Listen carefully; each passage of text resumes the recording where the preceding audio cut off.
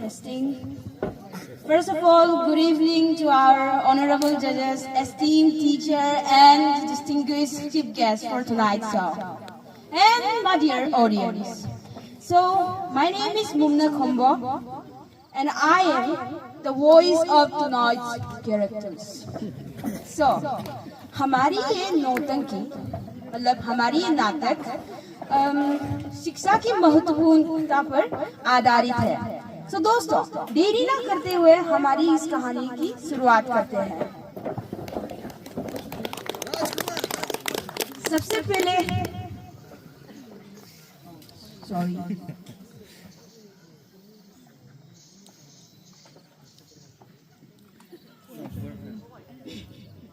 सबसे पहले कहानी की शुरुआत में हमें एक गरीब परिवार दिखाई देता है, जहाँ पे एक माँ और उसके दोनों बेटे रमेश और सुरेश, दोपहर का दिन था और दोनों खेत जोत रहे थे। तभी माँ पुकारती है, बेटा आ जाओ।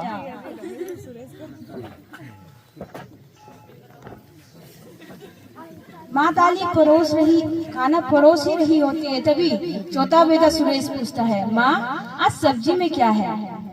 माँ बताती है कि बस रोटी और नमक है।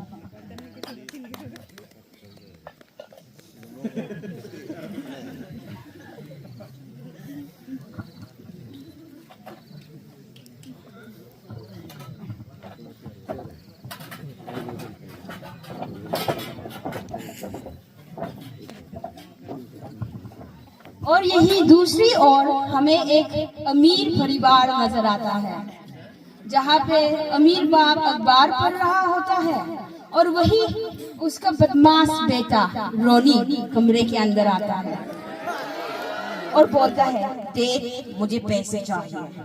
उसका पापा उससे सवाल पूछे बगैर रुपए दे देता है।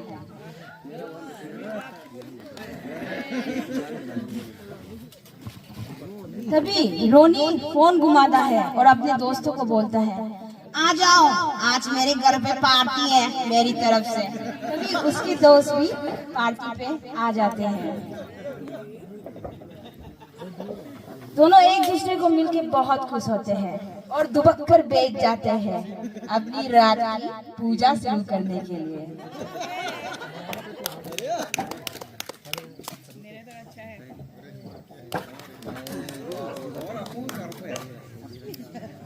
आ जाओ, गंगा जल है भाई, गतक ले। Cheers।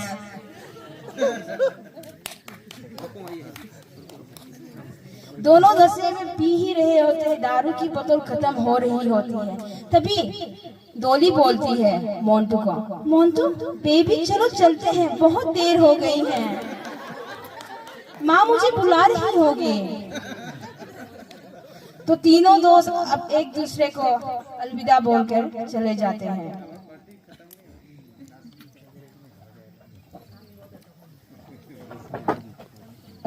बेबी मुझे ठंडी लग रही है।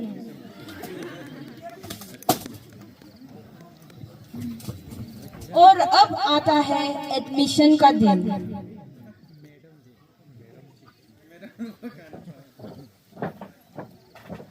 जहाँ पे सभी स्टूडेंट अपने दाखिला कर ही रहे होते हैं कि तभी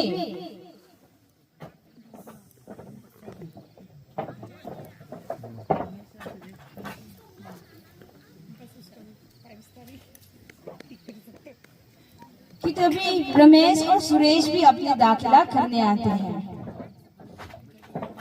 वे दाखिला करने ही वाले होते हैं कि तभी रोनी भी अपने डेट के साथ आ जाता है।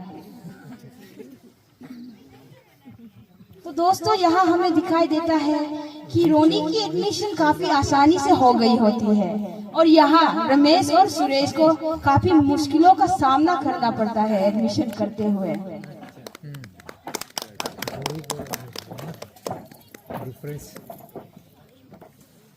तो अब रोज की तरह स्कूल का दिन होता है। सभी छात्र अपने अपने कक्षा पे आके अपने अपने जगह पर बैठ जाते हैं।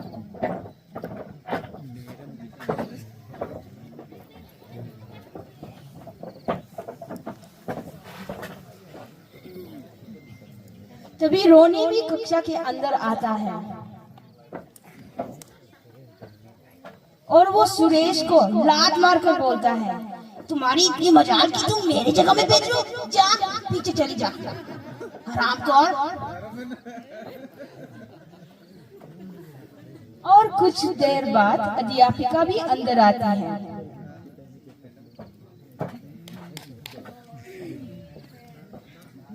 और वो सबको बोलती है, आप सभी का समर वेकेशन कैसा था? और आप सभी को याद तो होगा कि कुछ ही हफ्तों बाद तुम लोगों का एग्जाम होने वाला है, तो उसके लिए अच्छे से प्रिपरेशन करके रखना। और वह चली जाती है।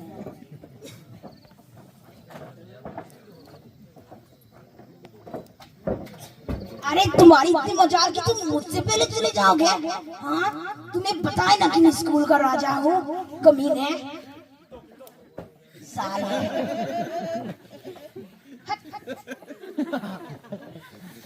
मुझसे पंगा लेते हैं। बेबी मुझे ठंडी लग रही है। तो दोस्तों अब देखते हैं हम कि वे अपनी प्रिपरेशन कैसे करते हैं। तो सबसे पहले हमें यहाँ दिखाई देता है कि रमेश और सुरेश अपनी प्रिपरेशन कैसे कर रहे हैं। जहाँ पे हमें ये दिखाई दे रहा है कि रमेश और सुरेश पूरे दिलो जान से मन लगाकर पढ़ रहे होते हैं। वही उनकी माँ भी उनकी अच्छी तरह से सपोर्ट कर रहे हो। बेटा ठीक से पढ़ना, 100 बत्ता 100 लाना है तुमको।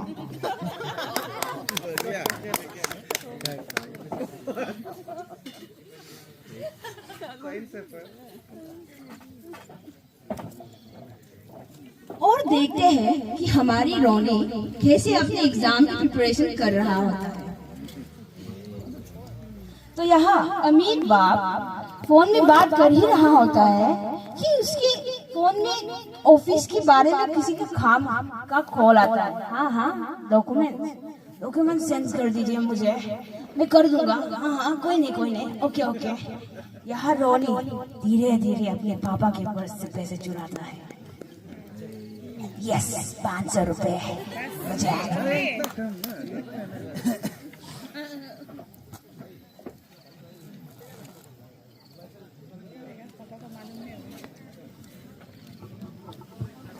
और वही कुछ देर बाद रोनी फिर से अपना फोन घुमाता है। दोस्तों आ जाओ, पार्टी है। और वही उसके दोस्त अपने पटपटिया चला कर आते हैं।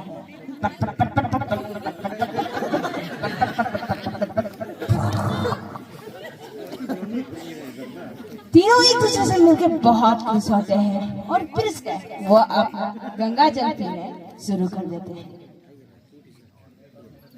रुको, मैं ड्रिंक्स लाता हूँ, भूल ही गया था।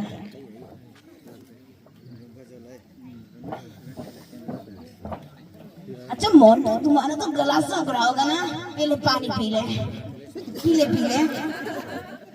आखिरकार पूजा तो हमें गंगा से ही करनी है।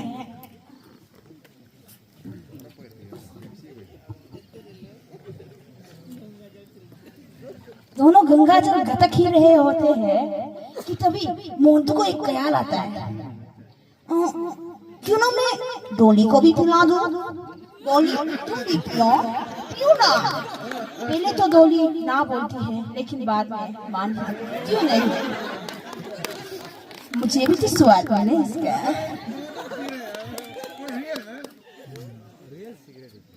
यहाँ वो लोग खपाखप सिगरेट चूस रहे होते हैं। मुझे भी दे दो, आखिरकार मैं भी तो चूसू। अच्छा काम कर रही हो तुम। देखना एग्जाम में हमें प्रिपरेशन की क्या जरूरत है। ऐसे करते करते डोली नाचने लग जाती है और अपने बॉयफ्रेंड मोंटू को भी नचवाने लगते हैं। तीनों एक साथ नाच रहे थे कि रोनी भी आ जाता है। अरे तुम लोग डांस करो और मेहनत छोड़ो। बल्ले बल्ले शाबाश शाबाश, बल्ले बल्ले शाबाश शाबाश। ऐसे करते करते तीनों दोस्त अब एक दूसरे को अलविदा कर देते हैं। यार पटपटिया तो भूल गई माँ। यार कोई नहीं, मैं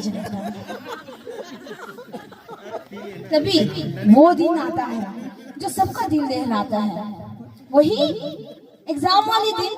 हाँ, मुझे भी डर लगता है, सभी को, आप सभी को भी। तो एग्जाम का दिन आ जाता है। सुरेश आगे बैठने ही वाला था, लेकिन उसका बड़ा भाई सुकेश ने बता दिया कि नहीं, पीछे बैठते हैं। बेबी, आज एग्जाम का दिन है, तुम्हारा प्रिपरेशन कैसा था? मैंने तो गंगा जल पी लिया। और वही रोनी भी आता है। वो रोनी बैठने वाला होता है, लेकिन वो देखता है तुम दोनों की इतनी मजाक कि तुम मेरे जगह पे बैठ रहे हो। आगे बैठ। तुम्हें पता है ना, राजा हूँ।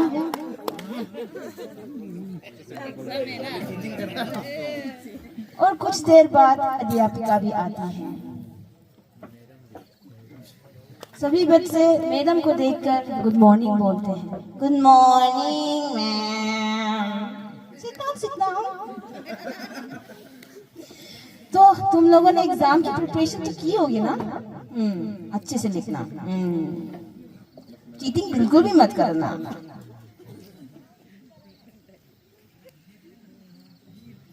ले लो रोनी बेटा, तुमने चीटिंग की ना?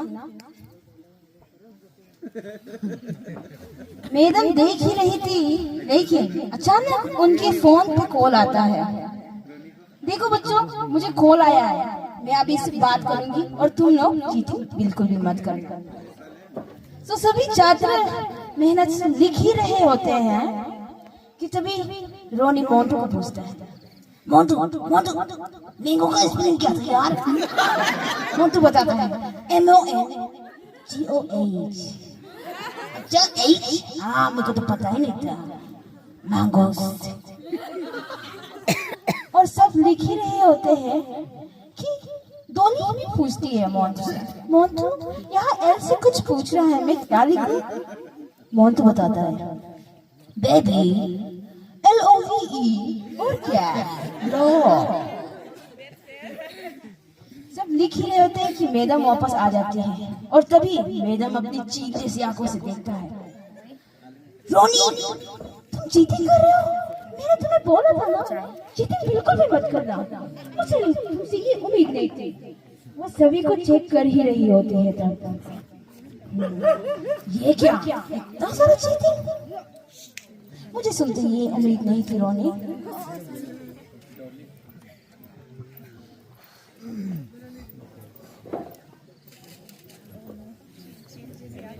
और तभी टीचर मोंटू को भी चेक कर रहा होता है। तभी डोली का ख्याल आता है, ये टीचर मेरे मोंटू को कितनी छू रही है।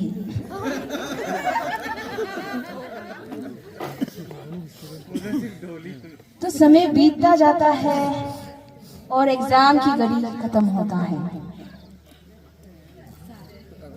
मैडम यहाँ पेपर कलेक्ट कर रही होती है।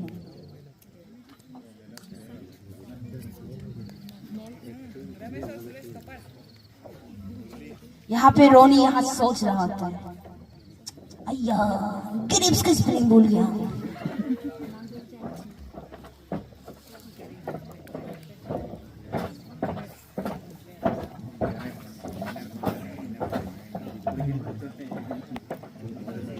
तो दोस्तों, वो घड़ी आ गई जिनका हमें बहुत ही एक्साइटेड थी, हम उसके लिए इंतजार करते हैं, लेकिन वो बहुत ही दर्दनाक फीलिंग भी आता है हमें।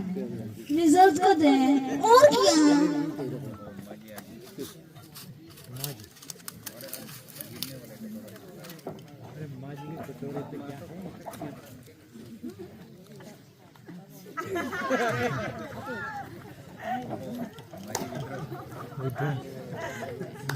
यहाँ हमें अमीर घर में दिखाई देता है कि फिर से अमीर बाप अखबार पढ़ रहा होता है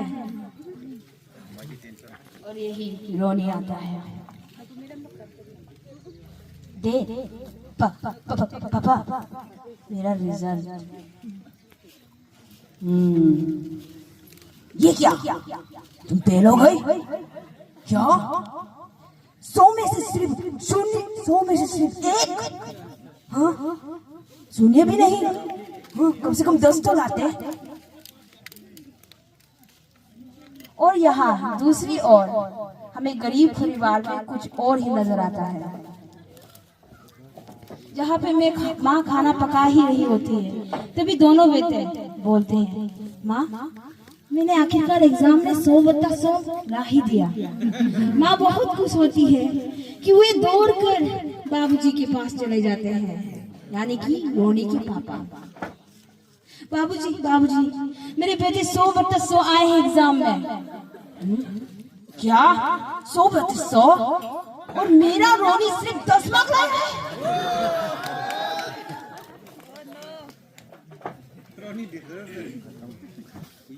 दोस्तों, आप लोगों को भी वही ख्याल आ रहा होगा ना जो मुझे आ रहा है कि हमें सबका तो रिजल्ट पता चल गया, लेकिन हमारे क्लास के निब्बा निब्बियों का क्या हुआ?